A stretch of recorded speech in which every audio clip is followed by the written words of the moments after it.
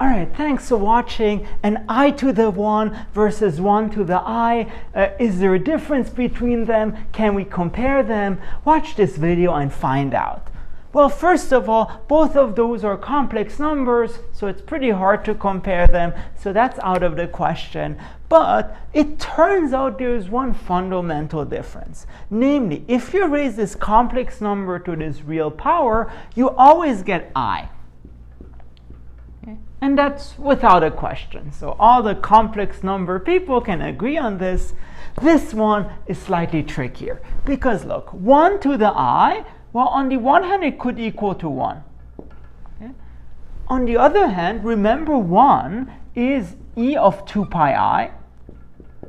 So if you raise it to the ith power, this becomes e to the 2 pi I times I, which is e to the minus 2 pi.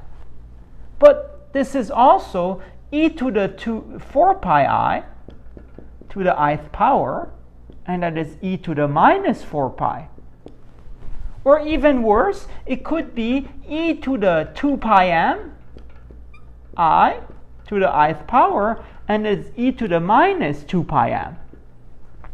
So this thing, when you raise a real number to a complex power, it could have multiple solutions. And in fact, this is what's called a multi-value root or a multi-valued power, because this thing has, as I said, infinitely many values. It's just e to the minus 2 pi m, where m is an integer.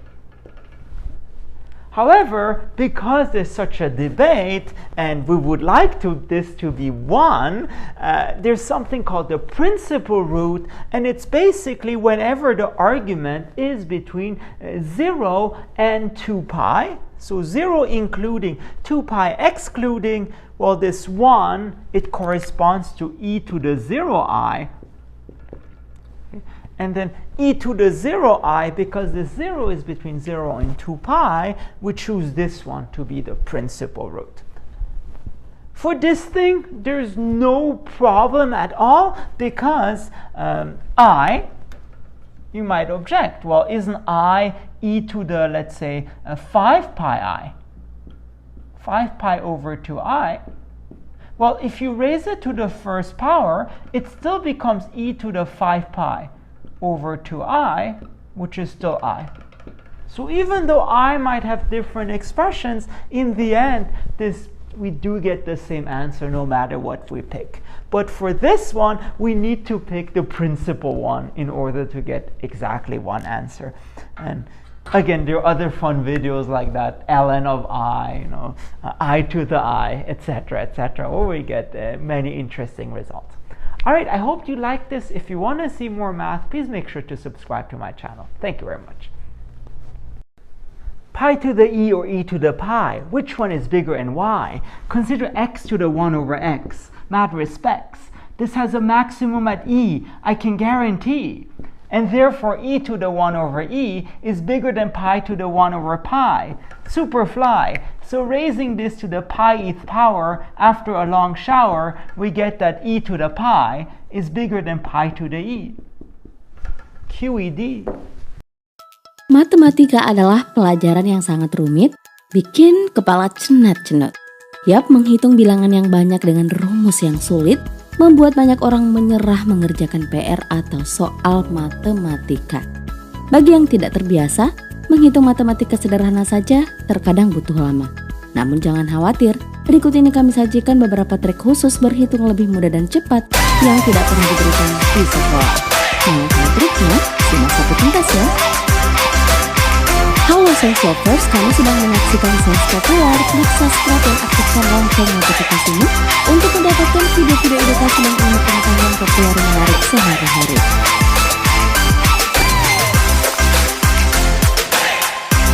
Menghitung persentase. Bagi banyak orang, perhitungan persentase adalah sesuatu yang rumit, bahkan meski menggunakan kalkulator biasa. Selama ini kita mungkin diajar di sekolah atau di rumah cara menghitung perkalian 1 sampai 10. Misalnya 3 kali 5 sama dengan 5 kali 3, atau 4 kali 8 sama dengan 8 kali 4. Membalikan angka yang lebih besar ke depan lebih mudah daripada menghitung dari angka kecil. Sama halnya presentasi kita bisa menggunakan trik ini. Coba saja, misalnya kamu hitung dengan kepalamu sendiri. Berapakah 14% dari 84? Nah, ternyata ada trik sederhana terkait perhitungan persentase ini. Trik matematika ini baru mulai ramai tersebar pada awal Maret 2019. Sebagai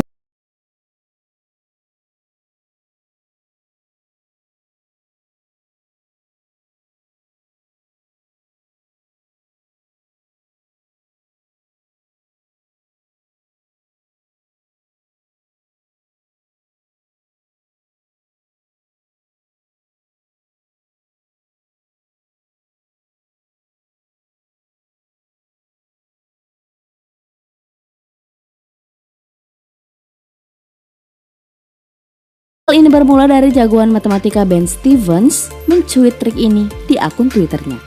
X% dari Y sama dengan Y% dari X. Jadi misalnya jika Anda perlu menghitung 4% dari 75 di kepala Anda, cukup balikkan dan lakukan 75% dari 4. Hasilnya 3. Lebih mudah kan? Nah, trik ini bisa kamu gunakan dalam mengukur presentasi teman yang suka tidur di kelas selama pelajaran matematika. Misalnya 7 yang suka tidur dari 30 murid. Nah, kira-kira berapa persentasenya tuh?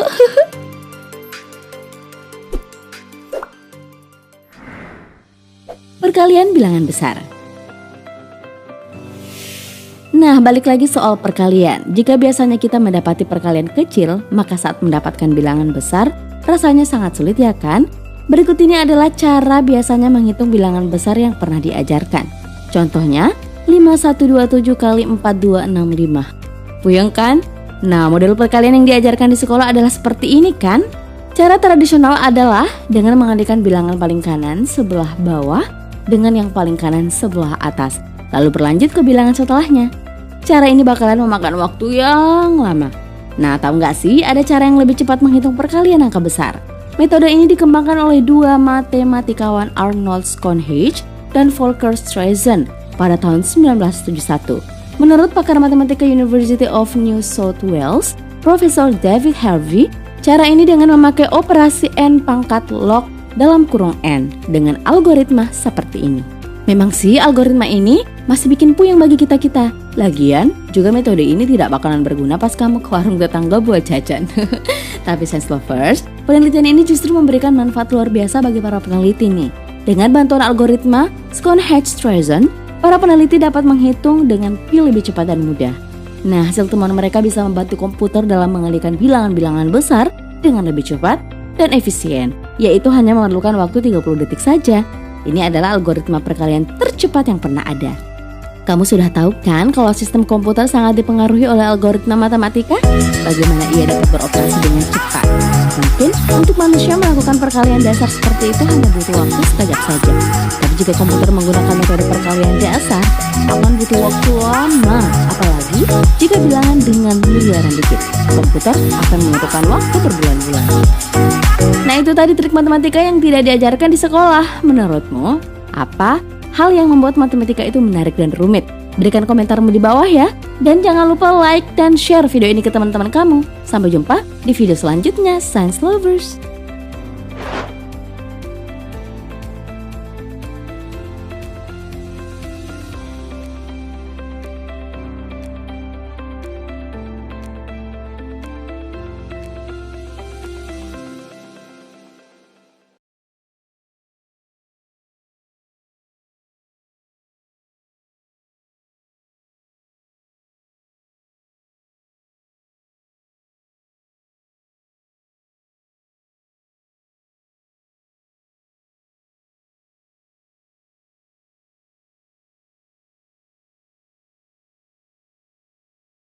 Moshi moshi.